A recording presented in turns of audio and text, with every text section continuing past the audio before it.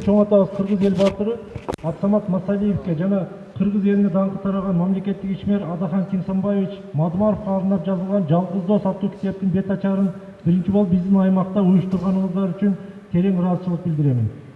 Анда эмесе бүгүнкү кеченин коноктору менен тааныштырып кетсем, Кыргыз Республикасынын Жогорку Кеңешинин депутаты Исак Абсаматович Масалиев. Кыргыз Республикасынын Жогорку Кеңешинин 3 жолку чакырылышынын депутаты, мамлекеттик ишмер, Бүтүн Кыргызстан партиясынын лидери Адахан Кинсанбаевич Мадумаров. Мамлекеттик ишмер Баткен облусуна аябай эмгеги, коопсуздук боюнча эмгеги сиңген Саитжан Саматович Эратов. Коомдук ишмер, жазуучу, бүгүнкү кеченин себепкери болгон китептин автору Ахматбек уулу Айданбек. Негизинен бул китеп мына Адахан Мадумаровдун эскерүүлөрүнөн турат. Бул киши Абсамат Масалиевич менен абдан көп бирге жүргөндүктөн ошол кишинин жашоо турмушта, жөнөкөй турмушта кандай киши болгон биз эми билебиз. Ал мамлекеттин жетекчиси болгон, биринчи секретарь болгон катары гана билебиз. Ал кадимки турмушта кандай киши бул? Доско кандай, балага кандай, эл жерге кандай дегенде ушул китептен анын айрым бир урунтуу учурларынан сиздер жооп ала аласыздар деп мен ишенем. Чын айтканда, китепти окугандан кийин мен түшүндүм, ушул китеп жазуусуна менин да тиешем бар экен деп. Айданбектен бир жолу сурагам да, Айша атамды көрүп атасыңбы, кандай жүрөт дегенде, Айша атаңыз ким деп калды. Мен айттым, Адахан Мадумаров дедим. Менин атам менен бул киши 9 жыл депутат болуп, үзөңгүлөш болуп чогуу жүрүшкөн. Кээ бир учурда менен да жакын болуп калган. Балким атам баласына айта албаган сырларына, ойлоруна Адахан менен бөлүшүп жүргөндө. Кыргызстандын бардык барбаган жерлери калбаган. Ар бир райондорго барып, эл менен жолугушуп, ысык суукта чогуу болуп, мына кээ бир аксакалдар эсимде бар.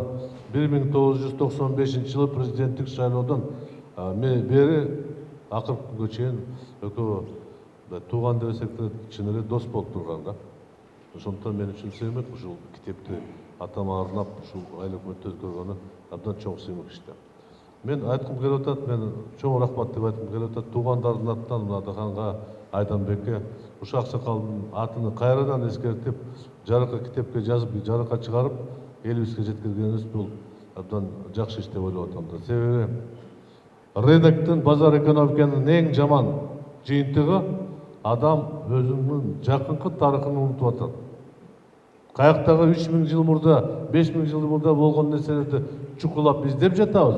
Ал эми 10 жыл, 20 жыл мурда болгон нерсени унутуп калып атабыз да. Мен деле кошулат элем, Абсамат Масалиевич бул улуу инсандардын бири. Биздин тарыхыбызга чоң салым кошкон. Ошондуктан ар бир китеп чыкса, биз кубанып атабыз. Бул жаштарыбызга жеткиришибиз керек. Китеп жазылган жөнөкөй сөз менен, түшүнүктүү сөз менен. Эми баарыңарга жетпесе деле бири-бириңерге окуп тапшырып өткөрсөңөр жакшы болот, окуп койсоңор. Мен ойлоп атам, биринчи кезекте биздин жаштарыбыз окуп алса, жоктон да Абсамат ата ким экенин билип калса, бул жакшы болот эле да.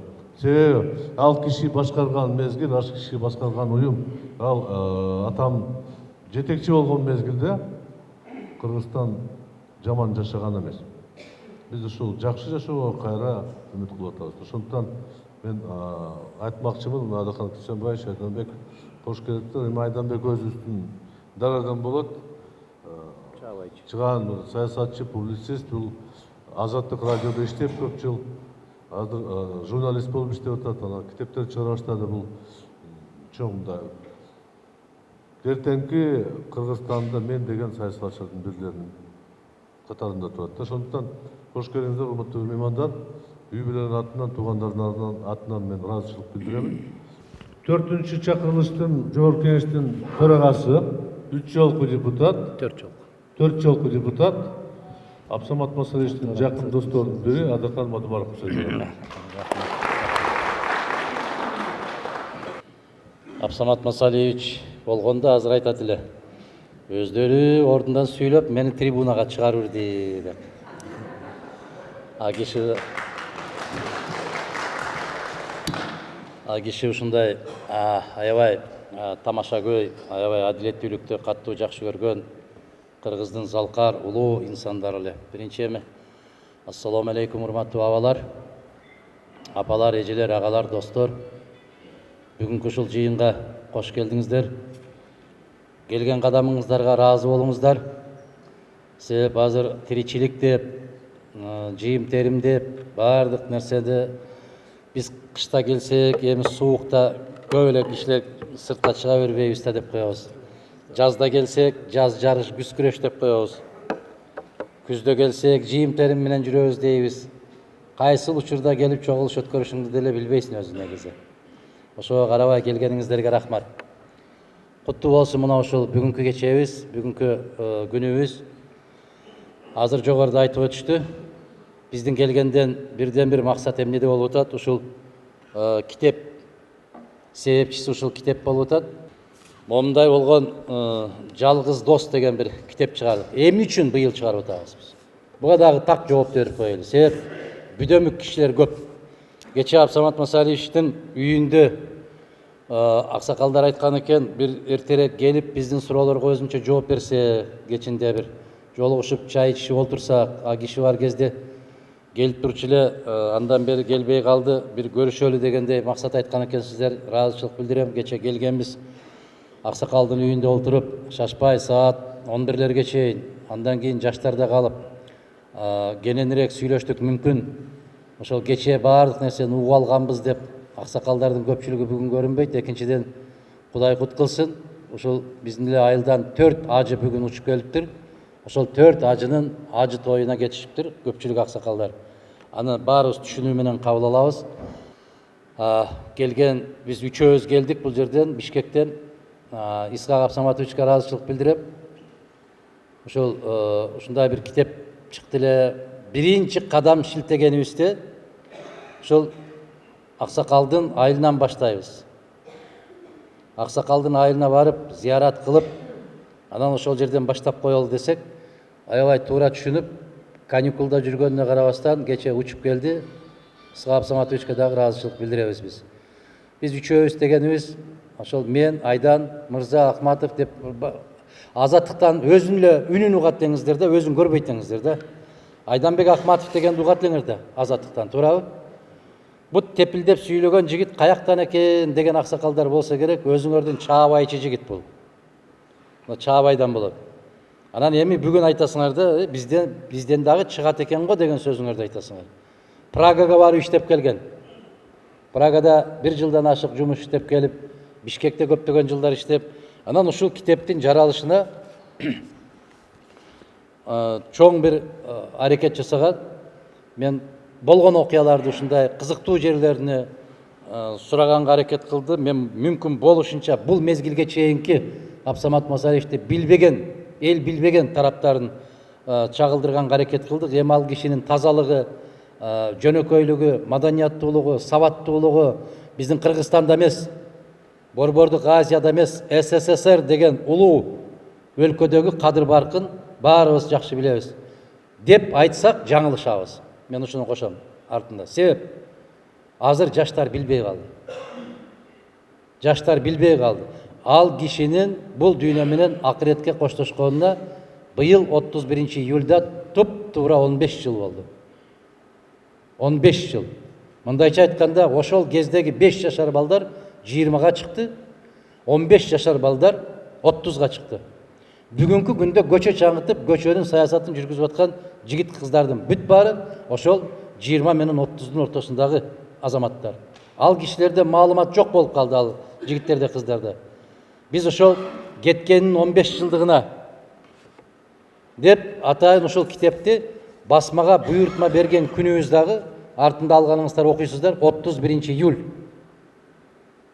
Мына ошол киши 31 июль асыр менен шамдын ортосунда кете берди. Биз дагы ошол 31 июль түштөн кийин муну буйртма бердик дагы чыгардык. Эмне максатта? Биринчи кезекте баягы тарыхты билсин, болгондо дагы ушундай улуу инсан болгондугун.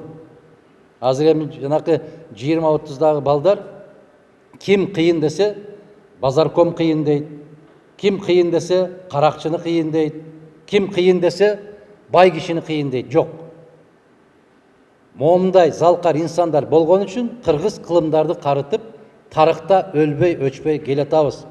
Биз уучубуз уланып келаткан элденбиз деп, мына ушул киши жөнүндө маалыматты билсин деген максатта чыгардык.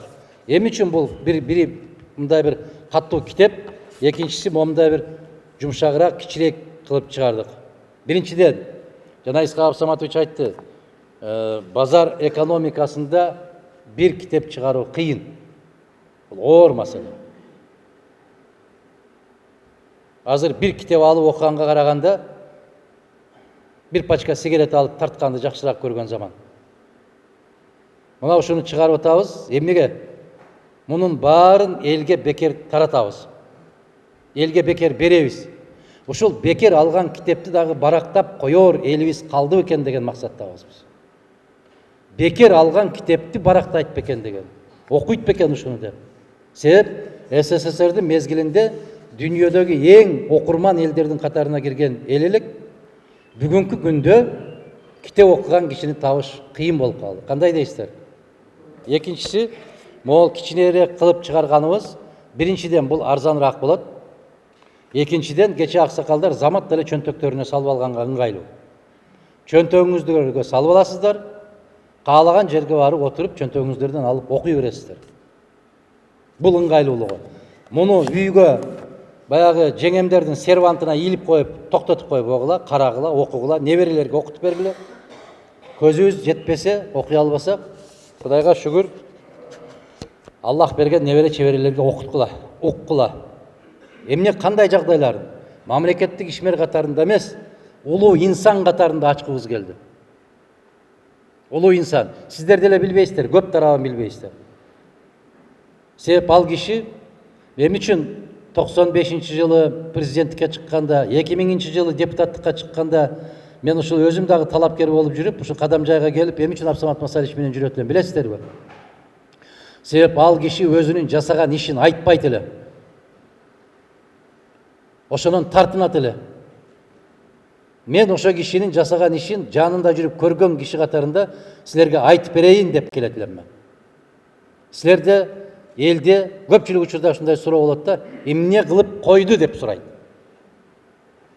Ошо кишинин жазган мыйзамдарын, кабыл алган чечимдерин, жүргүзгөн келишимдерин, сүйлөшүүлөрүн ачык айтып берели деген максатта келип ушул жерде жыйындарда сүйлөшө элек. Мына ушул 95-жылкы президенттик шайлоо мезгилиндегиден бир канча окуяларды ушул жерге киргиздик. Эмне деген кордуктарды көрсөткөн ошо мезгилде. Анда деле могул жигиттерге окшоп момундай болуп чекеде отуруп алып бизди тартып алат эле. Тартып алып анан Бишкекке жиберишет эле. Аскар Акаевич, көрүп коюңуз. Сиз менен күрөшүп аткан инсандар эмне деп сүйлөп атканын көрүп коюңуз деп. Азыр деле ушундай эле аркабыздан жүрүп эле тарта берет. Мен көнүп калганмын, себеп тартпай калган болсо өзүмчө капа болуп калам. Достор жокко деп. Биздин аркабыздан ушундай каттуу жүрүшөт эле. Самолетту дагы Баткенге келип түшө турган самолетту Кыргызстанга кондурбай Исфарага, Кажентке кондурган. Тажикстанга алып барып кондуруп койгон. Эмне үчүн? Себеп Баткенге түшкөндө Абсамат Масаличти көптөгөн киши тосуп алып, чоң жыйын ошол жерден башталып кетет деп коркушкан. Бая Исхак Разакович киргенде дагы киши билбесин деп жашырынып киргизип, жашырынып чыгарып атканда, Кыргызстан менен чек арадан өткөрүп атканда Абсамат Масалич раматылык ушуну айтып берди эле мага. Мен да жаш экенмин дейт. Барып тосуп алыңыз деп Султан Ибраимович ушундай тапшырма берди. Бирок элге көп мындай чыгара бербегиле, себеп жогору жактан ушундай буйрук келди бизге. Исхак Разаковичтин келгенин эл билбесин деген тапшырма берилди дейт. Мына айланайын кыргызым. Ошол кезде баштаганбыз биз кыргыздын мыкты чыккандарынын бутка чапканын. Азырга чейин улантып келатабыз. Азырга чейин ошол кетип бартат.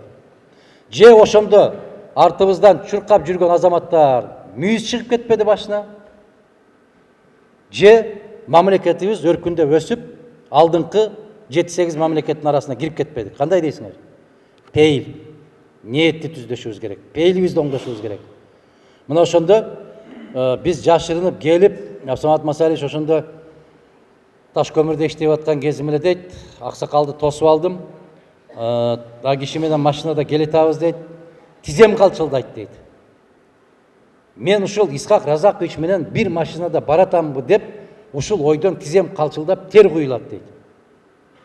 Эмне деп сүйлөрүмдү билбей келатам. Ал киши суроо берип келатат дейт. Эл кандай болуп атат? Айлык кандай болуп атат? Эт кандай, сүт кандай, жумуш кандай деп сүйлөп келатат. Мен жооп берип келип, аябай каттуу даярдык көрүп, үйгө жакындаганда дейт, ушундай эрдик болуп мен бир суроо бердим дейт. Исхак Разакович, үйгө кирип бир куюм чай ичип кетсек уруксат бересизби дедим дейт. Макул деп калды дейт ал киши. Анан үйгө кирип баратканда Исхак Абсаматовичтер ошондо бир 5-6 жашар жаш жигиттер экен. Исхак Абсаматович ошондо колго чөгүндү алып, чылапчынды алып, колго сууга даярдап турган экен. Ошондо барып колуна суу куйгандан кийин Исхак Разакович сураптыр. Атың ким деп балам. Десе бул дагы эми жаш бала да. Исхак дептир да. Десе тиги киши бир топко чейин токтоп калып, кандай деп кайра сурады дейт. Исхак деди дейт. Анан мен ушундай ыңгайсыз болуп кеттим дейт. Ушундай улуу инсандын атыны балага коюп алыптыр деп тиги кишинин көңүлүнө кетип калбайбы деп аябай кыжалат болдум дагы. Айттым дейт, аксакал, кечирип коесуз. Сиздин сыйыңыз, сиздин урматыңыз сизде инсан болсун деп атын ушундай коюп койдум. Кечиресиз дедим дейт. Десем дейт, башынан 2-3 сылап койду дейт. Бактылуу бол балам деп дейт. Ошондо мен бир жолу Исхак Абсаматовичке тамашалап айттым эле. Мына 2 жолу сылаган экен, 2 жолу депутат болдуңуз депчи. Ошондо мындай көтөрүп туруп эле пешенеңизден өбүп койгон эмес экен дегендей кылып. Баракелде. Аллах насип кылган болсо келечекте жакшы нерселер көп. Мына ошондой болуп үйгө кирди, бир куюм чай ичти, келдик. Султан Ибраимовичке киргизип койдум. Анан мен ары бери өтүп атканымды көрүп, бай жигит, сен чарчадың, барып эс ала бер деп мени мындай уруксат беришти дейт. Эрте менен 7-ге кел деп айтты дейт. Эрте туруп саат 6-да келсем, 2 аксакал ордунан козголуп да коюптур. Мен кеткенде кандай олтурса, ошондой олтурушуптур дейт. Ушундай сөз көбөйүптүр. Сагынышыптыр бири-бирин. Анан кирип мени чакырып көрүп калып терезеден кир деп киргизип алып, анан ошол жерден бир куюмдан чай ичти дагы. Эми жакшы барыңыз, туура түшүнөсүз деп чыгарып койгондо мен алып баратсам, Өзбекстан менен Кыргызстан чек арасына жеткенде, Өзбекстан тарапты карасам дейт, килемдерди жайып, кернейлерин тартып, артисттерин чакырып, аксакалдарын жолдун 2 бетине тизип, гүл карматып, ушундай чоң салтанат менен тосуп алганын көргөндөн кийин мен иттей уялганмын деген ошондо. Аябай уялдым деп. Эмне үчүн биз өзүбүздүн инсанды ушундай кылып салтанаттуу түрдө дүркүрөтүп тосуп ала албайбыз дагы, бекитип, ууруча кылып. Бул мамлекет ушундай кылып дүңгүрөтүп тосуп алып атат деп мен ошондо аябагандай каттуу уялганмын дейт. Муну эмне үчүн эскерип айттым? Бул китепте бар. Китепте жок. Кийинки Аллах насип кылган болсо, кийинки китептерге кире турган маселелер булар. Эмне үчүн ушуну айтып атам мен? Мына ошол Исхак Разаковичтен кийинки калган биз үчүн жомок легенда болуп калган, биз үчүн жомок. Эмне үчүн жомок болуп атат? Себеп мындай таза кишилер болбойт деп азыр эч ким ишенбейт да, болбойт мындай киши деп.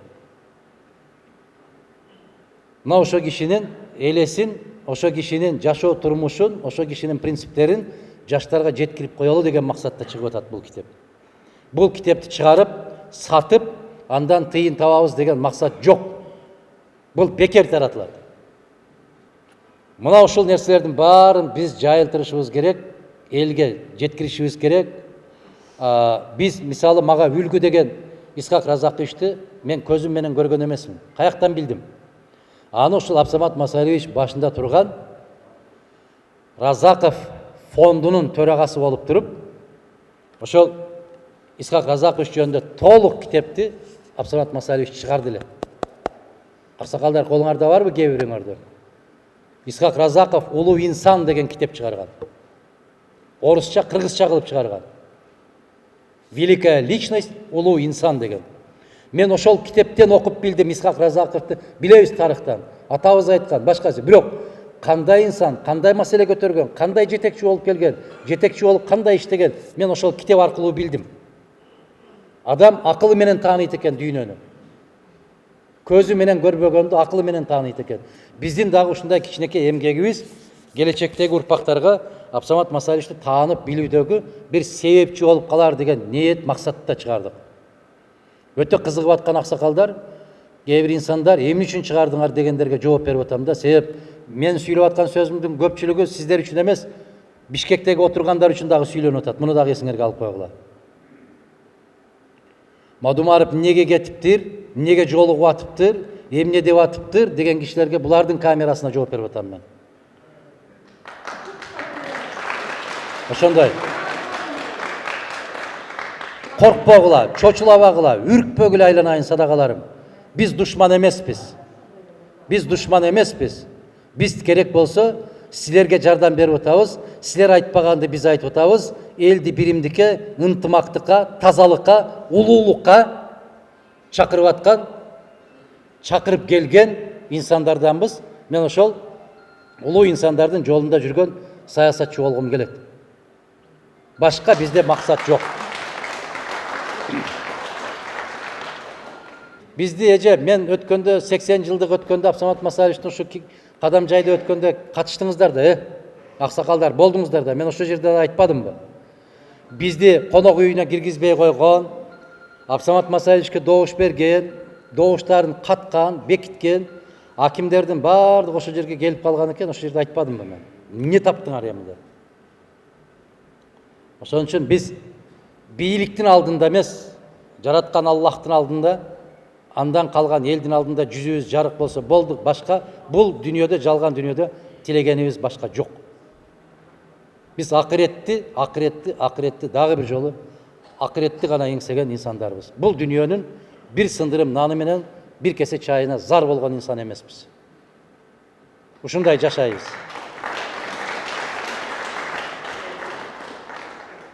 Ben mana şu Madıhan, birinci sana Allah'tan den soğuluk dileyim.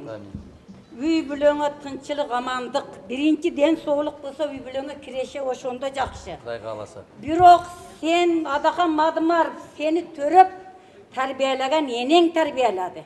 Oşoğu. Ekinciden ataň tarbiyeledi. Oşoğu. Birok çontoyuңdun zamoga çilelik. 3 kol menen jüresün. 5 koldu tagaleksin. Men kaysı sayasatçı olsun, başka olsun, soranbayan kelip atam degen jerde hem Atakandyky 3 koz deyim. Bölöktör üjet öttü. Jaman körübösün. Öttü, 5 kol göttü, zamok katta oldu. Şu menin arzu bolan kiçine gana nememdi. Mana paketke. Mana uçu. Kurut koy. Kurut aynen bu Kırgızstan'daki olsa canım menen degin. Ay dives dep kulatıp tıkı. Al, kulatıp tıkıdan olsun diyesin. Ostiveyle ala gitmeyim. Ala gidesin, ona sana men ögeyim alıp gideyim be. Rahmat apa. Özümüzde men apam okşuş ekensiz. Ayabay, kattı tasir derim otar. Daim hiç kaçan düşmanın bol olsun. Tuğanın bolsun. Amin. Birok zamoktu yatıyattın mına şu üç kolda jüre ber. Amin. Amin. Rahmat. En kılan ıntımakta bulayla, beş kazan aramızda cemendik, gelişmeşlik sözler babasından, ulutaralık bolmasın, ulutlar bölünmesin, daim bir adam hatanın balası olup yürüyüşü vardığımızda nasip kılsın. Sallallahu ala hayri halkiki, Muhammedin ala aliki ve ashabı ecmaîn. Elhamdülillahi rabbil alemin. Amin. Allah.